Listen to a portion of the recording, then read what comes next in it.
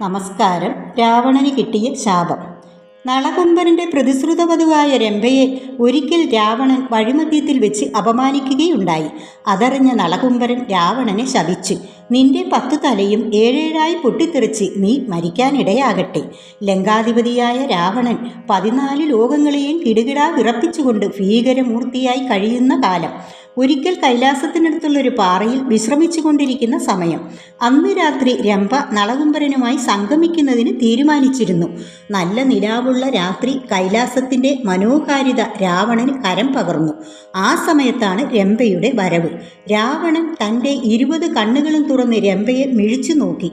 അതിസുന്ദരിയായ ഒരു തരുണീ രത്നം സർവാഭരണ ഭൂഷിതയായി പാതിരാത്രിയിൽ ഒറ്റയ്ക്ക് വരുന്ന കാഴ്ച കണ്ട് രാവണന് അത്ഭുതം തോന്നി. രാവണൻ മറ്റൊന്നും ചിന്തിച്ചില്ല. ഓടിച്ചെന്ന് അവളെ കടന്നു പിടിച്ചു.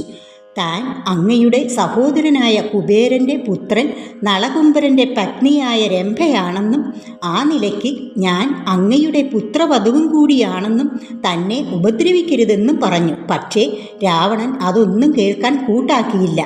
ആ രാക്ഷസരാജൻ അവളെ വാരിയെടുത്തുകൊണ്ടുപോയി. ഈ സംഭവം അറിഞ്ഞ നളകുംഭരൻ കുപിതനായി രാവണനെ ശപിച്ചു.